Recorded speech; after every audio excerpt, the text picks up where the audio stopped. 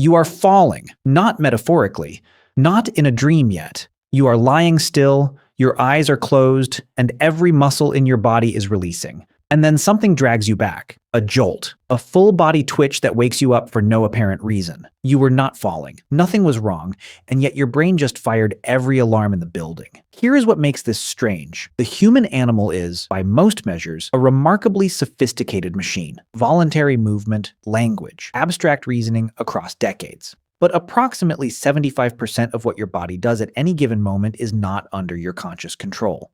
Your heart does not ask permission, your immune system does not file a request. And when you fall asleep, one of the most routine things your body ever does, it sometimes panics and wakes you up. The question is why? And the answer for that jolt, and for several other strange behaviors your body runs without you, says something interesting about what you actually are. The falling sensation has a name, a hypnic jerk, and the mechanism is almost embarrassingly simple. As you descend towards sleep, your muscles begin to go slack, a necessary step in the process. Your brain, monitoring the body as it does without pause, receives that signal. Tension dropping, limbs loosening, no apparent threat. And then it makes a mistake. Some researchers think the brain, particularly in a state of partial sleep, briefly misreads widespread muscle relaxation as the signature of falling. The same way a dropped object loses structural resistance before impact.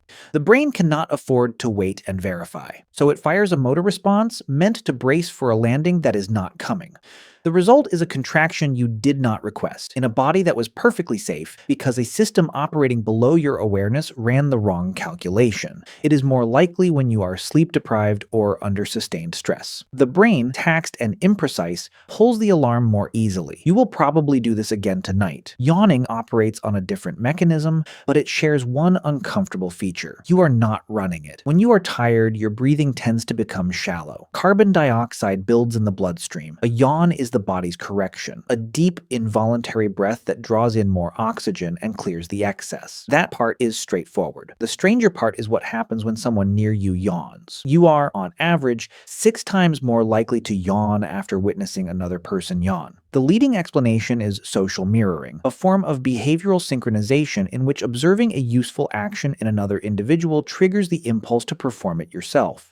The same reflex operates when you see someone scratch an itch or wince in pain. Your nervous system is, in some sense, monitoring the group for information about what the group needs. A contagious yawn is not an accident. It may be a reminder, propagated socially, that the whole group should breathe more deeply. From the outside, this resembles a biological broadcast. One individual transmits a signal. The others receive and run it. No one decides anything. Emotional tears are more complex, and the science behind them is not fully settled, which makes them worth examining carefully.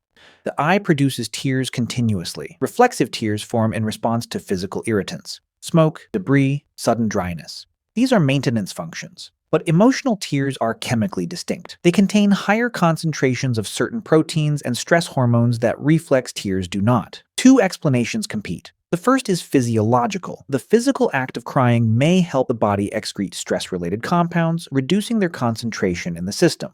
Crying on this account is a form of chemical release. The second is social. Emotional tears are a visible signal. They communicate distress in a way that words can conceal, but tears cannot. And when that signal draws support from others, comfort, presence, intervention, the individual's condition tends to improve. Not because of the crying itself, but because of what it recruited. The body may have developed 2 reasons for the same behavior. One to process the stress internally, one to process it through other people. That is not a glitch. That is a layered system operating at 2 levels simultaneously. Here is where it becomes worth pausing. These behaviors, the jerk, the yawn, the tear, look like errors. They feel involuntary, often inconvenient, sometimes embarrassing. But examine the mechanism behind each one and a different picture emerges. The brain misreads sleep as falling because it cannot afford to be wrong about falling. The contagious yawn synchronizes a group's physiology without requiring the group to discuss it. Emotional tears solve a social problem that language cannot always reach. This body is not malfunctioning. It is running older software. Programs written long before your conscious mind existed, optimized for environments that no longer quite match yours. The mismatch is what makes them feel like bugs. They are not bugs. They are features you never had access to the documentation for. Your fingers wrinkle in water. Most people learn early that prolonged submersion causes skin to prune, and most people assume this is simply what water does to skin. passive damage, a sign to get out. That is not what is happening. Wrinkling in the fingers and toes begins after roughly 15 minutes of water exposure and is driven by the nervous system, not by osmosis.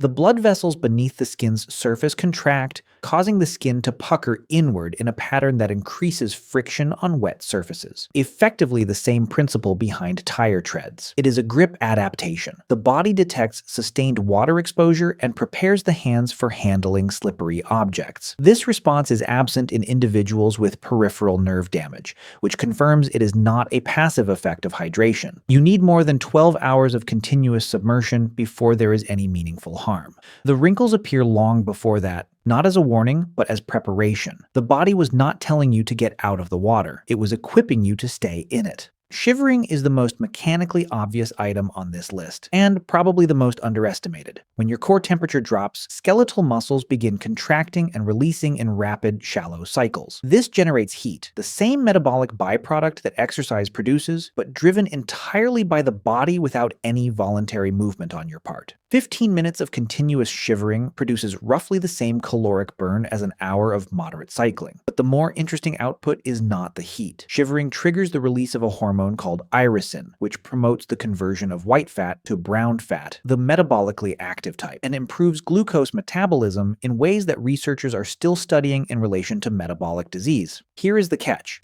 If you expose the body to cold regularly, it adapts. Brown fat accumulates. The shivering response diminishes. The body reads sustained cold exposure as a new baseline and recalibrates. You cannot hack this system by standing in a cold shower every morning indefinitely. The system notices, the system adjusts. That is, in the end, the consistent theme. You started this as a body falling asleep, muscles releasing, the brain misreading stillness as danger, a jolt pulling you back from the edge of unconsciousness. The jolt was not random. It was the system checking. Every behavior here, the contraction, the yawn, the tear, the wrinkle, the shiver, is the body doing something specific, for a reason that predates your understanding of it. Some of these mechanisms are millions of years old. Some of them you share with other mammals. All of them run without your input, in response to conditions your conscious mind never had time to assess. You are not the operator of this machine. You are, in a meaningful sense, the most recent addition to it.